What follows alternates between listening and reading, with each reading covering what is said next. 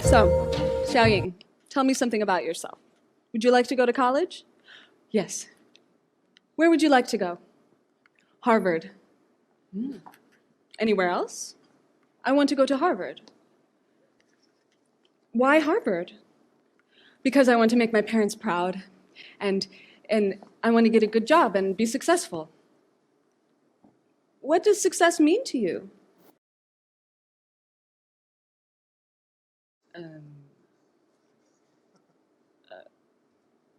Making my parents proud, getting a good job, making my parents happy. That is a conversation I've had many times with students in China. And while no one would deny that Harvard is an excellent institution, and some students here are a really good fit, not every student would thrive at Harvard. A recent study conducted by the Center for China and Globalization showed that 1 in 4 Chinese students drop out of America's top 14 universities. That's unbelievable to me. 25%? That's a quarter of the people in this room. Here we're encountering a serious problem, and that's what we're telling our young people, that going to an Ivy League school, or any university for that matter, will seal their success when it won't. We're pushing them into something we think will make them happy without giving them the opportunities to find that on their own. In other words, we're setting many of them up for failure. So, shit, what are we gonna do? I have a solution. Play.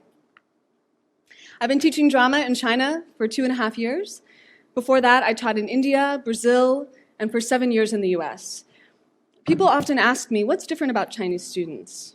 Well, they're not as willing to play. They're too afraid of making mistakes. But we all know that making mistakes is one of the most important parts about being a kid, right? Making mistakes and learning from them. Nothing inspires me more than to see a young person take a risk and do something she didn't think she could do. The happiest moments I have had as a teacher have not been when I've been surprised with what my students have written or performed or discovered, but the moments in which I've had the privilege of seeing them surprise themselves.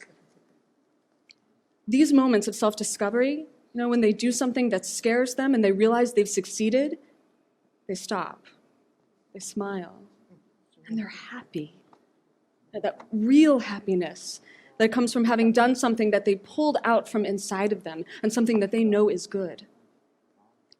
And here's the thing, they keep doing it, and they cultivate that confidence. And years later, they are that brave kid, that bold kid that knows who he is and what makes him truly happy. He is not one of the 25%. And when he grows into a man with a deep sense of self and purpose, it's not a coincidence. So where do we begin? The road to self-discovery through play is different for everyone, so I'm going to break it down into 2 parts. The first thing I like to do with my students is try to get them to open up. In other words, letting your guard down. For many of my students, taking a drama class is terrifying. But why is that? When they're children, they're so full of creativity and lacking all inhibition, but by the time they turn 7 or 8, certainly by the time they're 10, when an IQ can measure, or the test can measure their IQ, they're told to stop playing and get serious. They're told that they can play and be happy later. So they study, study, study. And by the time they end up in my class, their judgmental brains are overpowering. I can't do that. That's going to make me look weird. This is a waste of my time. But this is so incredibly dangerous, because when they lose that sense of play, they lose the courage to try new things. So I try and help them to get that back by making them play games and laugh at each other and themselves. And we act like clowns. We roll around on the ground. We go off on magic carpet rides to far-off distant lands. Basically, I get them to act like they're 5 again. So after they've opened up a bit, then we experiment. Here is where we deepen the work by putting it into something concrete. So maybe we'll do pantomime scenes with masks.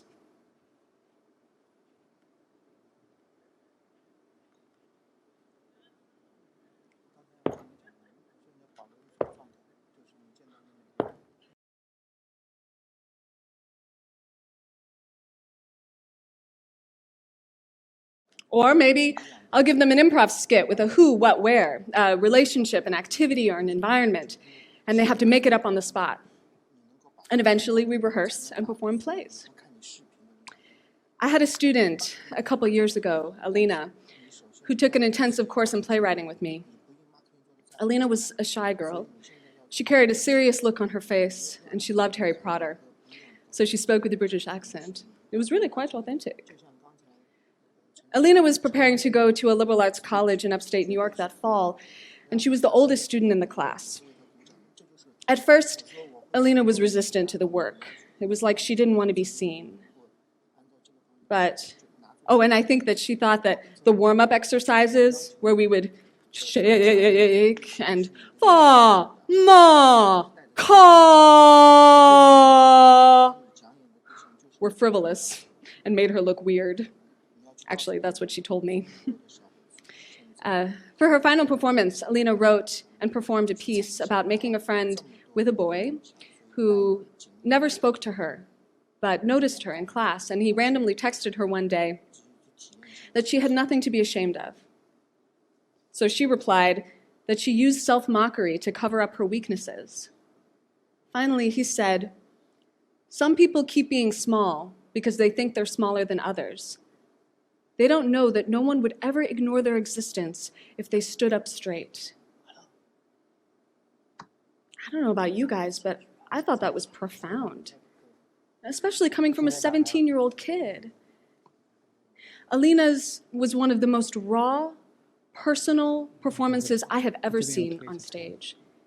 It was like she took off her full-body mask and stood there, naked, for all of us to see. When it came time to say goodbye to her younger classmates, Alina couldn't stop crying. We got together for coffee this summer, and I was awed by the enormous change in her. But Alina shared with me that because of drama, she learned to push herself outside of her comfort zone, talk to her professors, and adapt socially and culturally. Alina is majoring in English and minoring in theater at the University of Binghamton. As much as Alina has inspired me, I'm not trying to turn all of my students into actors and actresses. I'm showing them that they don't need to be perfect. It's impossible, so give up now. What I say to them is that you need to learn how to be perfectly you. I know it's hard to understand what that means, but that's only discovered through trial and error, through play. I'd like to share something with you that's very close to my heart. My acting professor, Peggy, shared it with us in college, and it gets me every time.